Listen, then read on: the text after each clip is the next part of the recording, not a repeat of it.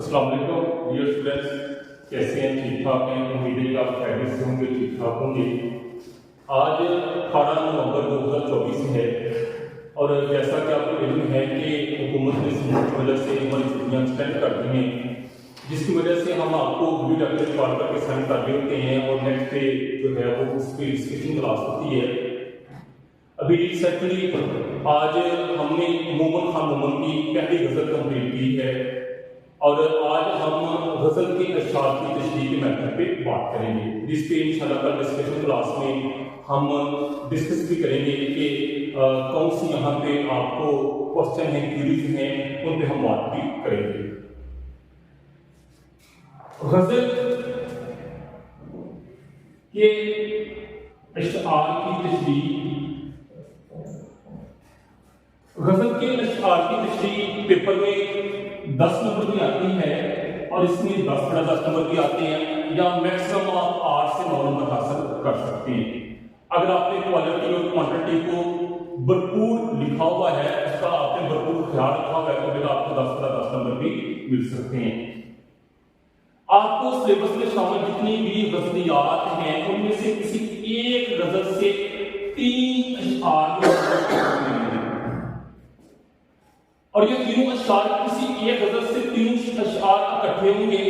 ये नहीं कि पहला शेर हो फिर तीसरा हो फिर सातवां या पांचवां हो, ऐसा नहीं होगा, बल्कि 3 अशआर जो वो इकट्ठे होंगे। हर शेर की जो तशरीह है वो 3 नंबर की है। टोटल 9 नंबर जो है ये तशरीह के हैं और 1 नंबर जो है ये शायर के नाम का है। यूं आपके पास टोटल जो है ये 10 नंबर का क्वेश्चन हो जाता है। गज़ल के अशआर की तशरीह को लिखने का टाइम क्या है, टाइमिंग क्या है?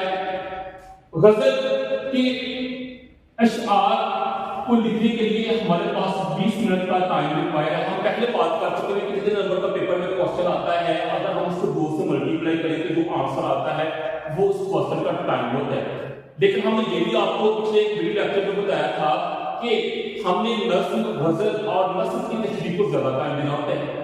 अब टोटल हमारे पास 20 मिनट टाइम है, लेकिन हमने तलखीस से, दरखास्त या रसीद से, नज़्म या नस्र के खुलासे से 5 से 7 मिनट बचाकर गज़ल के अशआर की तशरीह के लिए रखे होते हैं। इसका जो प्रॉपर टाइम हमको रिक्वायर्ड होता है वो 30 मिनट होता है, यानी हमने आधे घंटे में गज़ल के अशआर की तशरीह करनी होती है। गज़ल के अशआर की तशरीह कैसे की जाती है, इसका पैटर्न क्या है, स्केच क्या है, प्रेजेंटेशन क्या है, हम इसके अंदर बात करते हैं। ये हमारे पास पेज है।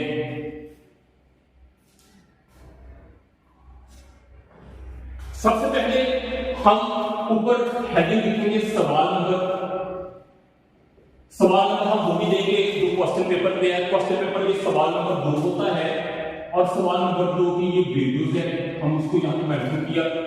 इसके बाद हमने क्वेश्चन लिखना स्टार्ट कर दिया, आंसर लिखना स्टार्ट कर दिया। तो सबसे पहले हम मिड में लिखेंगे गज़ल के अशआर की तशरीह की हेडिंग लिखेंगे और इसको हम अंडरलाइन कर देंगे। इसके बाद हम यहाँ लिखेंगे शायर का नाम, इसकी हमने हेडिंग लिखी और इसके आगे राब्ते का नाम लगाए। शायर का नाम हम वो लिखेंगे जो टेक्स्ट बुक पे है। अब क्योंकि हमने मोमन खान मोमन की गजल पढ़ी है तो मोमन खान मोमन में कई अलकाबात भी हैं।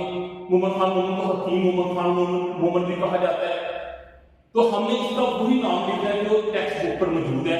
हम इसके पीछे हकीम नहीं लिखेंगे, हम लिखेंगे मोमन खान मोमन। और मोमन पे हम तखद्दुस की अलामत भी लगाएंगे। ज़फरवाद के प्राइवेट स्कूल के अंदर अक्सर गज़ल की तशरीह पढ़ाते हुए कहा जाता है कि आपको यहाँ पे सिंथे सिफर लिखना है, मौजू लिखना है या गज़ल का उन्वान लिखना है। बेटा ये इंटर क्लासेस में नहीं होता। आप यहाँ पे बिल्कुल भी सिंथे सिफर नहीं लिखेंगे, कौन सी सिंथे सिफर है या मौजू कौन सा या गज़ल का उन्वान नहीं होता। ये नस्ल का उन्वान होता है, उसका प्रॉपर 1 नंबर होता है, बाकायदा 1 नंबर होता है। जबकि गज़ल में जो है वो 1 नंबर शायर का होता है। हमने सिर्फ गज़ल के शायर का नाम भी मेंशन करना है क्योंकि 1 नंबर के शायर का नाम होता है। इसके अलावा सिर्फ सिफर या मौजू का या गज़ल का उन्वान कोई यहाँ पे मार्क्स नहीं होता और वैसे भी गज़ल का उन्वान होता नहीं है। उसकी वजह ये कि गज़ल का हर शेर जो है वो डिफरेंट मौजू दिए हुए हैं, बल्कि डिफरेंट मौजूआत नहीं होते हैं। जबकि नस्ल के अंदर जो अशआर होते हैं वो उन्वान के मुताबिक होते हैं, वो उन्वान को बयान कर देते हैं। اس لیے نظم کا عنوان ہوتا ہے، غزل کا عنوان نہیں ہوتا. تو ہم یہاں پہ جسٹ شاعر کا نام لکھیں گے اور وہی نام لکھیں گے جو ٹیکسٹ بک پر موجود ہے. اب بات آتی ہے کہ غزل کی جو تینوں اشعار ہمیں پیپر میں آتی ہیں، کیا ان کی تشریح ہم اکٹھی کریں گے، الگ الگ کریں گے؟ جیسا کہ ابھی ہم نے بات کی کہ غزل کے تمام اشعار کے جو موضوعات ہیں وہ ایک دوسرے سے مختلف ہوتے ہیں. غزل کے کسی شعر میں جو ہجرت کی بات کی جاتی ہے، کسی میں وصال کی بات کی جاتی ہے، تو ہر شعر کا موضوع ڈفرنٹ ہوتا ہے. اس لیے ہم نے جو ہے غزل کے تینوں اشعار کی جو تشریح ہے یہ الگ الگ کرنی ہے. ہم اکٹھے بالکل بھی نہیں کریں گے اور لائن کر سکتے ہیں. اب اس لیے ہم سب سے پہلا شعر لکھیں گے اور اس شعر کے پیچھے ہم شعر کی علامت بھی لکھیں گے. اس کے بعد ہم مفہوم کی ہیڈنگ دیں گے. مفہوم کا اگر آپ دیکھ رہا ایک شعر کا جو مفہوم ہے وہ کم از کم 2 لائن اور زیادہ سے زیادہ یا 3 لائن پر مشتمل ہوتے ہیں. مفہوم لکھنے کا طریقہ ہم نظم کے اشعار کی تشریح کی ویڈیو میں آپ کو بتا چکے ہیں کہ مفہوم جو ہے وہ کیسے لکھتے ہیں. اس کے بعد ہم تشریح کی ہیڈنگ دیتے ہیں. تشریح کرنے کے بعد ہم رابطے کی علامت لگائیں گے. اب جو شاعر ہے اس کا ہم ادبی تعارف جو ہے وہ لکھیں گے. شاعر کے ادبی دو طرح سے لکھا جاتا ہے اور دونوں طرح سے لکھنے کا جو طریقہ ہے ہم پچھلی ویڈیو میں ہم جو نظم کے اشعار کی تشریح کی ویڈیو ہے اس میں ہم آپ کو بتا چکے ہوئے ہیں کہ جو شاعر کے ادبی تعارف ہے وہ آپ نے کیسے لکھنا ہے. اس کے بعد ہم تشریح کرنا اسٹارٹ کر دیتے ہیں. دیکھتے ہیں کہ تشریح شعر میں شاعر فرماتا ہے کہ اس کے بعد ہم تشریح لکھنا اسٹارٹ کر رہے ہیں. یہ ہمارے پاس پہلا پیج ہے. تشریح اسی طرح ہم پیراگراف لکھتے ہیں، پھر ہم ریفرنس لکھتے ہیں، پھر ہم پیراگراف لکھتے ہیں، پھر ہم ریفرنس لکھتے ہیں اور لاسٹ پہ دو مضمون کا پیراگراف لکھتے ہیں. اس طرح ہماری ایک شعر کی تشریح مکمل ہو جاتی ہے. جب ہم لاسٹ میں مضمون کا پیراگراف لکھتے ہیں تو اس کے بعد ہم اینڈنگ لائن لگاتے ہیں اور دوبارہ سے ہم جو دوسرے شعر کی تشریح کا آغاز کرتے ہیں. جب ہم دوسرے شعر کی تشریح کا آغاز کرتے ہیں تو وہاں پہ ہم شعر لکھنے کے بعد شاعر کا نام لکھتے ہیں اور مفہوم لکھتے ہیں. وہاں پہ دوبارہ ہم غزل کے اشعار کی تشریح کی جو ہیڈنگ ہے اور جو شاعر کا ادبی تعارف اس کے لکھنے کی ضرورت نہیں ہوتی ہے. لیکن اگر آپ کے پاس ٹائم اسپیس ہے، آپ کے پاس ٹائم مینجمنٹ آپ کو چھوٹی ہے تو آپ دوبارہ بھی لکھ سکتے ہیں. کوئی منع نہیں ہے، کوئی اس پہ جو اعتراض نہیں ہے. اس طرح آپ نے دوسرے شعر کی تشریح کرنی ہے. جب دوسرے شعر کی تشریح آپ کرتے ہیں اس کے لاسٹ میں مضمون کا پیراگراف لکھتے ہیں، پھر آپ جو اینڈنگ لائن لکھتے ہیں، پھر آپ تیسرے شعر کی تشریح اسٹارٹ کر دیتے ہیں. اس طرح آپ تیسرے شعر کی تشریح بھی کریں گے. اب جو شعر کی تشریح ہے وہ کتنی ہوتی ہے؟ ایک شعر کی تشریح اس کی لمٹ کیا ہے؟ جیسا کہ ہم پہلے بات کر چکے ہیں کہ شعر کی تشریح ہے اس کی کوئی لمٹ نہیں ہے. آپ ٹائم مینجمنٹ کے ساتھ جتنی تشریح کرنا چاہتے ہیں آپ کر سکتے ہیں. 2 صفحات کی لڑائی کریں، 3 کریں، لیکن منیمم ایک شعر کی تشریح جو 1.5 صفحات کی ہے اس میں کم از کم 3 ریفرنس جو ہیں پیش کی جاتے ہیں، لکھے جاتے ہیں. اس طرح ہم نے اس کو مینج کرنا ہوتا ہے. اب جیسے کہ ہم بات کر چکے ہیں کہ غزل کے تمام اشعار کی تشریح ہم نے آگے کے لیے کرنی ہے تو آپ 3 اشعار کو جو ہے وہ 30 پہ ڈیوائڈ کریں گے تو آپ کے پاس ایک شعر کی تشریح کے 10 لائن ہوں گی. یعنی آپ نے 1.5 سے 2 صفحات ہے وہ 10 منٹ کے اندر جو وہ لکھ دیتے ہیں. اس کے لیے آپ کو ٹائم مینجمنٹ کی ضرورت پڑتی ہے. اس طرح آپ غزل کے اشعار کی تشریح کر سکتے ہیں. ابھی آپ کے سامنے میں کالج حضا کے بہت ہی نامور اردو دان پروفیسر نائب حسن صاحب کو آپ کے سامنے دعوت دینا چاہ رہا ہوں. میرے پاس آئیں اور ہم اسی پہ ڈسکشن کرتے ہیں تاکہ ہم ان سے بہت کچھ سیکھ سکیں اور آپ ان سے بہت کچھ کر سکیں. جی پروفیسر نائب حسن صاحب السلام علیکم سر. کیسے مزاج ہے؟ ٹھیک ٹھاک ہے. بہت شکریہ سر، آپ نے اپنا قیمتی وقت نکالا اور آپ نے تشریف فرما گے. بیٹا میں سر کے حوالے سے 2 بات کرنا چاہوں گی پرمیشن سے. پروفیسر نائب حسن صاحب پری فرسٹ ایئر سے ہمارے ساتھ ہیں اور الحمدللہ بڑے ایکسپیرینسڈ ہیں. PhD اسکالر ہیں جس یونیورسٹی فیصل آباد سے.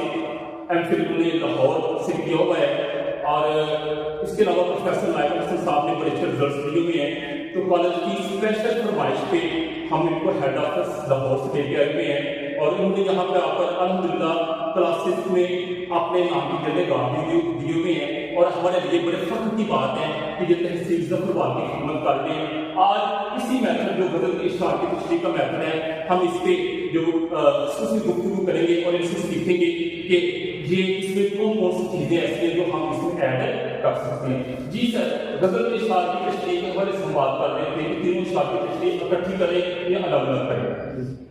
سب سے پہلے تو صدق صاحب بہت شکریہ. جزاک اللہ سر. میرے لیے فخر کی بات ہے کہ آپ کے ساتھ کام کرنے کا موقع مل گیا ہے. سر یہ آپ کی محبت مجھے بہت کچھ سیکھنے کو مل رہا ہے. دوسرا سر, آپ نے مجھے نہیں لگتا کہ اس میں کوئی ایسی بات ہے جو آپ کو نہیں بتائی ہے. ہاں, ایک دو باتیں جو میرے ذہن میں آ رہی تھیں وہ میں روشندار کر دیتا ہوں کہ تشریح سر اگر آپ دیکھیں تو وہ جو سب سے اچھا میتھڈ ہے نا وہ یہی ہے جو آپ نے بتایا ہے. پیپر میں سب سے پہلی جو ٹیکنیک ہے وہ آپ نے اپنا وقت بچانا ہے. ٹھیک ہے, اب آپ بار بار یہ لکھیں گے ادھر لائیں گے, شاعر کا نام پھر سے لکھیں گے, وہ شاعر کا نام تو لکھنا ہے, یہ غزل کے اشعار یہ ساری چیزیں لکھیں گے تو آپ کا وقت ضائع ہے. جی, جب وقت ضائع ہوگا تو پھر آپ پیپر بچے مینیج نہیں کر سکتے. اور میں نے ایسے کئی بچے دیکھے ہیں جو پیپر صرف اور صرف مس مینجمنٹ کی وجہ سے چھوڑا. کیونکہ سر یہ اشعار کی جو تشریح ہے یہ بڑے امپورٹنٹ کوسچن ہے, کیونکہ اسی سے نمبر بنتے ہیں. اگر آپ نے 90+ نمبر حاصل کرنے ہیں تو آپ کو اشعار کی تشریح میں میکسیمم 9-10 نمبر دینے پڑیں گے. آپ جو 10 کی تشریح اس میں 13 سے 14 نمبر دینے پڑیں گے, پھر آپ کو جو 90+ نمبر آتے ہیں. یہ سر ہم نے پہلے بھی بات کی ہے کہ ہم پہلی شعر کی تشریح میں یہ جو کیا کہتے ہیں کہ شاعر کا نام ہے اور جو ادبی معرف ہے یہ لکھتے ہیں. دوسرے اور تیسرے میں اگر ہمارے پاس ٹائم ہے, اگر نہ ہو تو ہم اس کو ڈرا کر کے اپنے ٹائم لائن کا سر ایک کوشچن یہ تھا کہ یہ جو ہم بات کر رہے ہیں کہ ایک شعر کی تشریح ہم میکسیمم جو 10 سے 12 منٹ لکھیں گے اور کم از کم 150 ہونے چاہیے, اس کے ہمارے ساتھ کیا کیا ایسا پاسبل ہے؟ سر دیکھیں نا, اگر ہم بچوں کی رائٹنگ اسپیڈ کی بات کریں نا وہ میکسیمم 10 منٹ میں 1.5 سے 2 صفحے لکھتے ہیں. ٹھیک ہے, یعنی 5 منٹ میں دیکھیں انہوں نے شعر لکھنا ہے. ٹھیک ہے, اور شعر کو خوش خط کر کے لکھنا ہے, خوبصورت کر کے. پریزنٹیشن بڑی ضروری ہے, پریزنٹیشن بہت ضروری ہے. جب وہ اس کو خوش خط کر کے لکھیں گے اور پھر وہ ڈیلی چیزوں کو ساتھ لے کر چلیں گے تو پھر اگر وہ اس سے ہٹ جاتے ہیں تو پھر مجھے نہیں لگتا کہ 10 منٹ میں وہ اس سے زیادہ لکھ سکتے ہیں. لہٰذا اگر آپ 1.5 سے 2 صفحات کی تشریح کر سکتے ہیں اور 3 حوالہ جات کے ساتھ کر سکتے ہیں تو میرے خیال میں یہ بہت اچھی تشریح ہے. ایک شعر جی اگر 3 شعر ہیں تو آپ کے 5.5 سے 6 صفحات اگر بن جاتے ہیں 9-10 حوالہ جات کے ساتھ تو یہ مجھے نہیں لگتا کہ کسی صورت بھی ایک غیر معیاری تشریح ہے. بہت شکریہ. اور ایک دو اور بات بچے اکثر وہ کرتے ہیں کہ ہمارے بچے نا جس طرح یہ آپ نے لائنیں لگائی ہیں تو پیپر کے اندر یہاں پہ شاعر کا نام لکھا, یہاں پہ ایک لائن چھوڑ دی, ٹھیک ہے, پھر نیچے سے شروع کر دیا, پھر یہاں پہ مفہوم لکھا, مفہوم کے نیچے یہ والی لائن چھوڑ دی, ٹھیک ہے, پھر یہاں پہ تشریح کے لیے یہ والی لائن چھوڑ دی. تو ہوتا یہ ہے کہ جب بورڈ کے پیپر مارک کرتے ہیں تو یہ دیکھتے ہیں کہ ایک صفحے میں اگر 18 سے 20 لائنیں ہیں تو بچے نے اس میں سے 7 سے 8 یا 4 سے 5 چھوڑی ہوئی ہیں تو کچھ اس سے لکھا ہوا ہے. مٹیریل انہوں نے چیک کرنا تھا, پھر اس لیے وہ وہاں سے نمبر کاٹ لیتے ہیں. تو میں بار بچوں سے یہ گزارش کرتا ہوں اور دیکھتے بھی دیتے ہیں آپ جس طرح آتا ہے ماشاء اللہ, جب بھی گفتگو ہوتی ہے تو میں یہ بات ضرور بتاتا ہوں کہ یہ جو لائنیں چھوڑنے والا کام ہے یہ نہیں. جی سر, آپ کے خیال میں ایک پیج میں میکسیمم کتنی لائنیں چھوڑنے کی اجازت ہو سکتی ہے؟ میکسیمم آپ 2 لائنیں چھوڑیں, 2 سے 3, میکسیمم 2 سے 3 لائنیں چھوڑیں. لیکن یہ 5 7 یا بچے دیکھیں کرتے ہی ایسے ہیں. آپ ماشاءاللہ ایک ایسا دراز سے آ رہے ہیں, آپ دیکھتے ہو شاعر کا نام لکھا جی, نیچے 2 لائنیں چھوڑ دی, نیچے مفہوم لکھا جی, نیچے 2 لائنیں چھوڑ دی. شعر یہاں پہ لکھنا ہے نیچے, یہ جس طرح شعر کے یہ 2 لائنیں ہم نے لگا دی. اب یہاں پہ بچے نے 1 لائن یہاں پہ چھوڑ دی, 1-2 یہاں پہ چھوڑ دی. وہ پھر آپ ساتھ لگانے کے 15-18 لائنوں میں اگر بچے 7 سے 8 لائنیں چھوڑ دیں گے تو مٹیریل کیا بچے گا؟ بالکل سر. اور دوسری بات کہ ہمیں کبھی بھی موضوع سے نہیں ہٹنا چاہیے. جی بالکل ایسے ہی سر. آپ یوں سمجھ رہے ہیں کہ یہ ایک دائرہ ہے آپ کا. جی, اب دائرے کے اندر آپ کا موضوع ہے, ٹھیک ہو گیا جی. جب دائرے کے اندر آپ کا موضوع ہے آپ نے اس سے باہر نہیں جانا, اس موضوع کے اندر رہ کر آپ جو کچھ سمجھیے.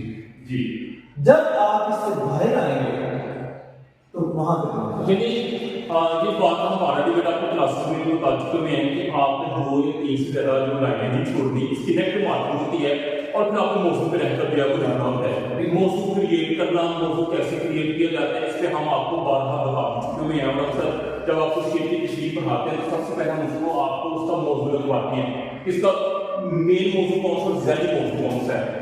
ٹھیک ہے، تو سر بہت شکریہ آپ نے جب وہ بڑے آسان انداز میں اس کے اوپر اسکرائب کیا. ایک اور کوشچن ہے جو شاید بچے بھی پوچھتے رہے ہیں، ہم بھی آپ سے اس حوالے سے ڈسکس کرتے ہیں کہ ہم جو شیٹ کی تشریح کے لاسٹ پہ ہم مضمون جلدی کا پیراگراف لکھتے ہیں، اس میں جو فنی محاذ ہم لکھتے ہیں وہ شاعر کے حوالے سے ہوتے ہیں اور شیٹ کے حوالے سے ہوتے ہیں. جس میں ہمیں شاعر کو بھی جب وہ بتانا ہوتا ہے کہ اس میں کون کون سی جو فنی خصوصیات کی خوبیاں پائی جاتی ہیں اور اس شیٹ میں کون سی فنی خصوصیات کی خوبیاں پائی جاتی ہیں. تو کیا یہ اوور ہو جاتا ہے؟ میرے خیال میں یہ ماسٹر یا ایم اے لیول کا کام ہے کہ ہم کو شیٹ کی تشریح میں فنی محاسن لکھیں. تو کیا ہم جہاں لکھوا سکتے ہیں یا لکھوائیں گے تو بچے بھی کیا یاد کر لیں گے؟ اکثر دوست یہ پوچھتے ہیں.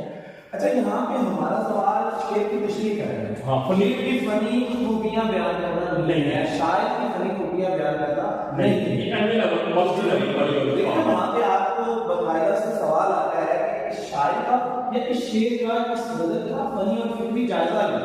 ٹھیک ہے، پھر آپ وہ سارا کچھ لکھتے ہیں. تو اگر انہوں نے صرف تشریح پوچھی ہے تو ہمیں کیا ضرورت ہے کہ ایک چیز جس کے ہمیں نمبر بھی نہیں ملے اس پہ اپنا بنتا ہے. کیا یہ چیپٹر امپریشن کے لیے ضروری ہو سکتا ہے؟ نہیں، میرا نہیں خیال، مجھے نہیں لگتا کہ یہ امپریشن کے لیے ضروری ہے.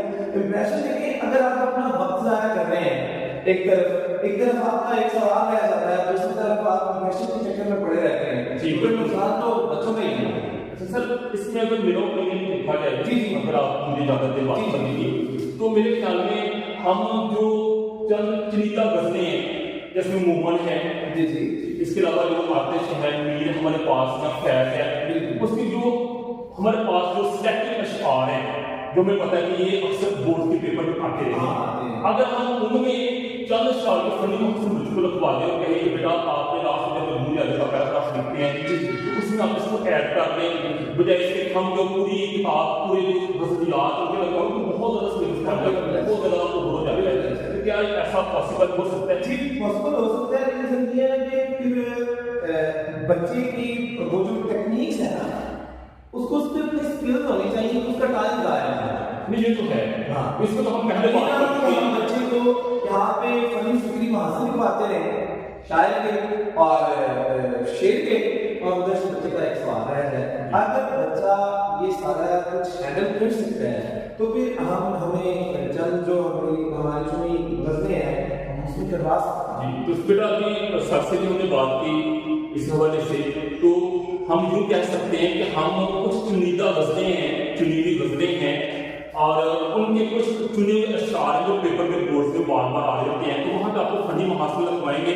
لیکن آپ اس چیز کا بڑا خیال رکھیں کہ اس میں ٹائم مینجمنٹ ہو. یہ نہ ہو کہ آپ فنی محاسن لکھتے وقت جب اپنا ٹائم ضائع کر بیٹھیں، پھر انشاءاللہ ہم کوشش کریں گے سر جو میں بھی کہ ہم آپ کو فنی محاسن کو ساتھ ساتھ لکھواتے رہیں اور وہ صرف چنیدہ غزلیات کے ہوں، زیادہ آپ کو اس پہ اوور بھی نہ کیا جائے کہ آپ کو اوور مٹیریل دے دیا جائے تیار کرنے کے لیے. سر حوالہ جاتے ہیں ہمارے سے بات کرنے کی، آپ اگر ٹائم بات کریں. اور اچھا، یہ جو ہم کہتے ہیں کہ ایک شعر کی تشریح میں صرف 3 حوالے ہونے چاہیے میکسیمم، اگر یہ زیادہ ہوتے ہیں تو اس سے جو ہمارا مٹیریل ہے اس کو اثر پڑتا ہے یا نہیں پڑتا؟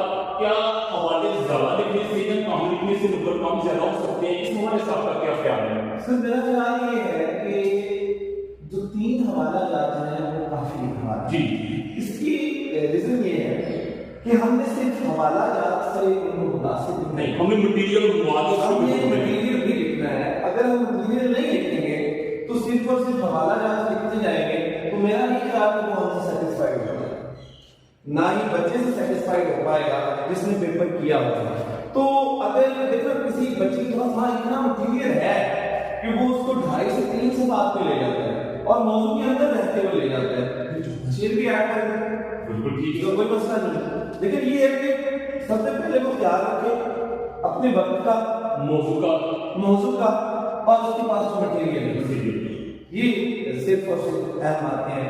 اگر ہمارے بچے اس پر عمل کرتے ہیں تو آپ کو بھی پتا ہے ماشاء اللہ آپ کے بہت اچھے 95+ رزلٹ شاید ہیں, تو وہ یقیناً وہی بچے ہیں جنہوں نے یہ ساری ٹیکنیک سے کام کیا ہوا ہے, اس پر عمل کیا ہوا ہے.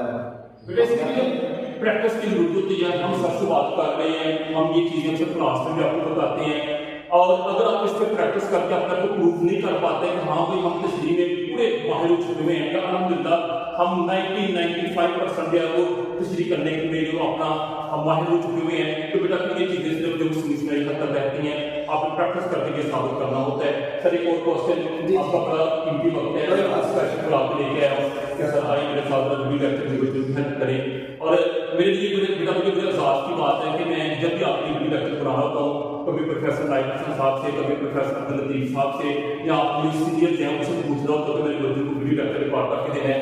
اور یہ بھی آپ کو پتا کہ میرا فرسٹ ایکسپیرینس ہے کہ میں اس سے پہلے نہ تو پروفیشنل جو یوٹیوبر ہوں تو مجھے ویڈیو ایڈٹ کرنی آتی ہے, نہ میں نے کبھی ویڈیو لیکچر اپلوڈ کیے ہیں, نہ مجھے بنانے آتے ہیں. لیکن اس کے باوجود بھی ہم بیٹا آپ کے لیے یہ کاوش کر رہے ہیں, تو آپ کا اب کام ہے اس کو ضرور سراہیں اور ہمیں بتائیں کہ ہاں بھی سر آپ نے جو ٹھیک ورک کیا ہے. سر ایک اور چیز آپ سے پوچھنا چاہ رہے تھے کہ حوالے دو طرح کے ہیں, ایک ہے مظاہر جو ہر کسی آتے جاتے نے شعر بنا دیا ہوا ہے, ایک ہے جو زبان زد عام ہے.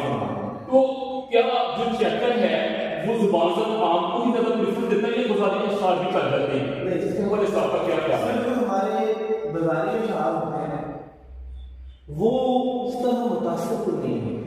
جی ہمیں مٹیریل جی حوالہ تو ہے جو پڑھنے والے کے دل میں دل اتر جائے, بے شک میں زبان زد عام ہو یا نہ ہو, زبان زد عام ہو یا نہ ہو, لیکن موضوع کے مطابق ہو. میں موضوع کی بات کر رہا ہوں بار بار, تشریح کے موضوع ایسے ہی بالکل ایسے ہی موضوع کے مطابق ہو, زبان زد عام بے شک نہ ہو, شعر اچھا ہو تو وہ متاثر ہو تو کوئی بات نہیں, آپ زبان زد عام نہ ہو تو خیر ہے, لیکن شعر اچھا ہو.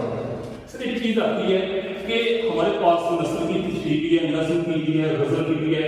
تو غزل کی اشعار کی جو تشریح ہے اس میں ہم کیا قرآن آیات کے ترجمے, احادیث کے جو ترجمے ہیں, تراجم ہیں, یا ہم اشعار سے ہٹ کر جو حوالے ہیں کیا وہ ہم ایڈ کر سکتے ہیں؟ کیسی سچویشن ہوتی ہے کہ ہم نے صرف ان کو جو نظم اور نثر باقی جو ہم نے ان کو موجود رکھا ہوا ہے؟ اچھا سر, اس میں نا جو پرانی حوالہ جات کی آپ بات کر رہے ہیں جی, اس میں میرا جو ذاتی مطلب ہے وہ یہ ہے کہ جب ہم غزل کی تشریح کرتے ہیں نا اس میں ہم باتیں کرتے ہیں محبوب سے, جو بسط کی تبسل کی باتیں ہوتی ہیں, اس میں امام نابندی کی باتیں ہوتی ہیں, پہلوداری ہوتی ہے, یہ ساری چیزیں ہم لے کے چلتے ہیں. تو اب ہم کسی محبوب کو محبت سکھا رہے ہیں, ٹھیک ہے, یا کسی کے ظلم و ستم کو بیان کر رہے ہیں, تو اگر ہم پرانی حوالہ جات لکھ رہے ہیں تو یہ میرے خیال سے ہاں اگر آپ ایک موضوع مجازی ہے, ایک حقیقی ہے, اگر آپ اس غزل کو اس کی حقیقی میں لے رہے ہیں, جیسے ہم جدید غزل کی بات کرتے ہیں, جیسے ہم جدید غزل کی بات کریں